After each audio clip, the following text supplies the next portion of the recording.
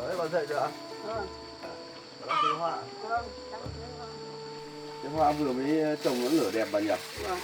Ừ. Được đó. Cái hoa này nó phát triển nhanh lắm. Thế thì cháu đi cho cả ăn nữa bà. Vâng.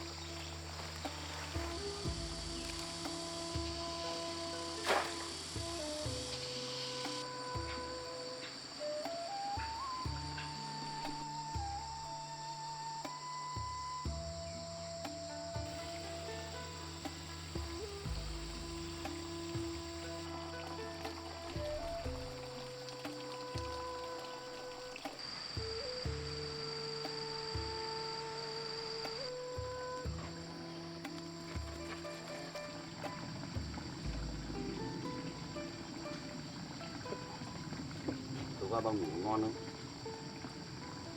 Ngon mà. Hôm nay thời tiết nắng đấy bà nhỉ?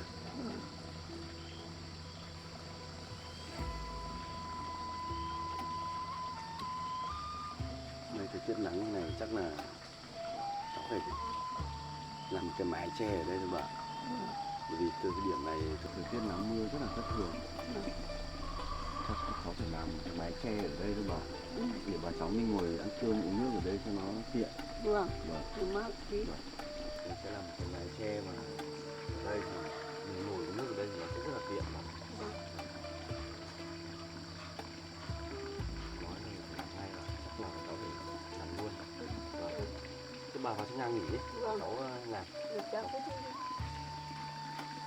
Còn bây giờ cháu phải tháo rỡ cái chỗ này bà. Ừ. Cháu phải tháo rỡ ra cháu làm lại hết. Vâng. Vâng. Thế bà vào trong nhà đi. Cháu tháo rỡ như thế này.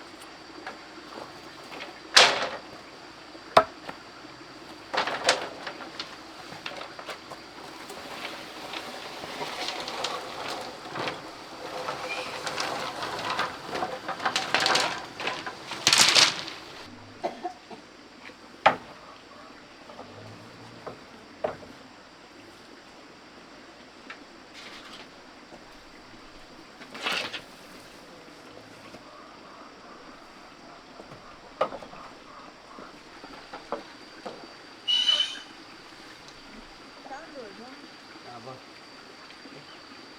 Đấy, bà nhé, bà vào trong nhà này ngồi đi. Nắng lắm bà. Bà vào trong nhà đi.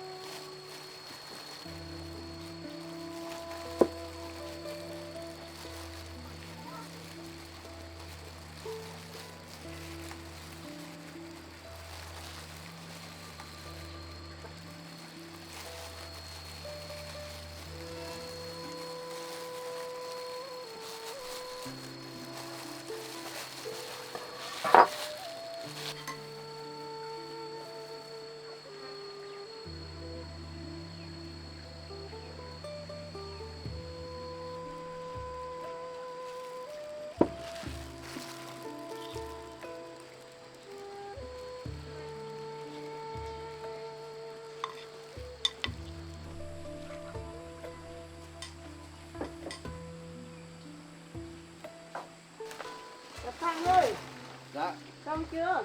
À cháu sắp xong đây rồi. Xong rồi xuống này ăn cơm. À vâng, cháu làm nốt chỗ này nữa là xong bà. Ừ. Vâng, bà đợi cháu chút.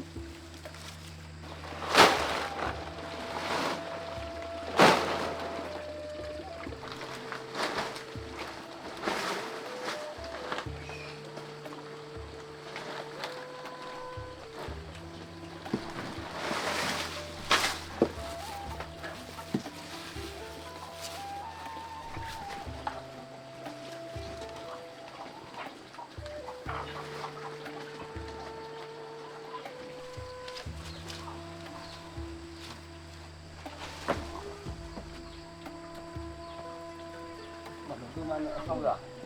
Ăn cơm cháu. Vâng. Thơm thế bà. Thì cháu đi rửa chân tay đã bà. Vâng. Vâng.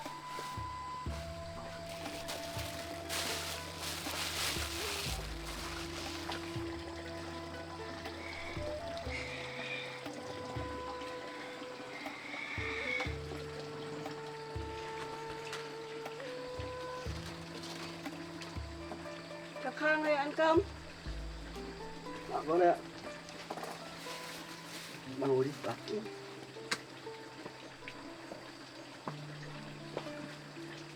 Bà làm xôi nhìn ngon thế. Có cả thịt gà nữa nhỉ bà nhỉ? Ngon. Vâng. Đây sẽ bị chọc thịt gà đấy. Đây là xôi lạc hả bà? Vâng, thôi ạ. Nhìn cái kiểu có cả đỗ xanh ấy phải không bà? Ừ, và đỗ cả. Vâng. Nhìn ngon bà nhỉ? Ừ.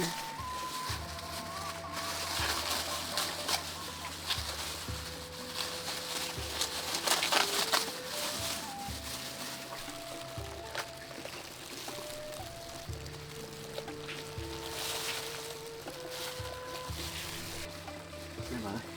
Bán. Cứ bán đi bà.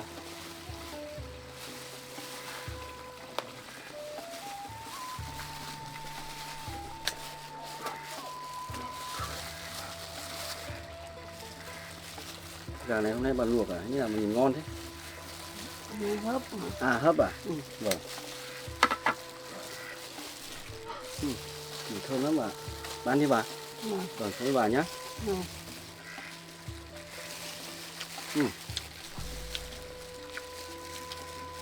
Ngon lắm bà.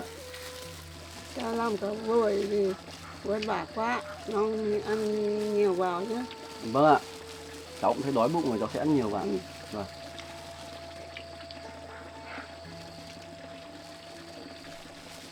Hấp kiểu này gà ngon bà nhỉ? Vâng.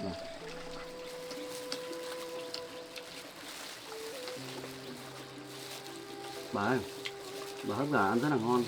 Ăn rất là vừa miệng đấy bà. Vâng. Ngon thì ăn nhiều à? Vâng. Làm được cái mái này xong là ngồi ăn cơm mát hẳn bà nhỉ? Vâng. Vâng. Cơ bản đã xong rồi bà. Còn mỗi những cái rìa mép mép quanh đây thôi. Thì Vâng. ăn cơm xong thì cháu sẽ cắt tỉa cho gọn gàng bà. Vâng. Mình cắt tỉa gọn gàng thì nhìn nó sẽ đẹp hơn bà. Ừ. Vâng.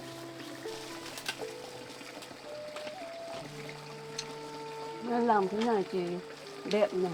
À vâng. Cái này đẹp này. Nó mát. Bà nó rất khéo tay nên làm đồ ăn rất là ngon, nhất là món xôi. Vâng, ngon thì ăn nhiều à? Thì nay bà cháu mình ăn cơm hoặc là ngồi uống nước ở đây không sợ nắng sợ mưa nữa bà nhỉ? Vâng. Làm thế này thì sợ mưa. Vâng. Cháu cũng định làm rất là nhiều lần rồi nhưng mà do công việc bận ấy, thời gian này không có thời gian cả.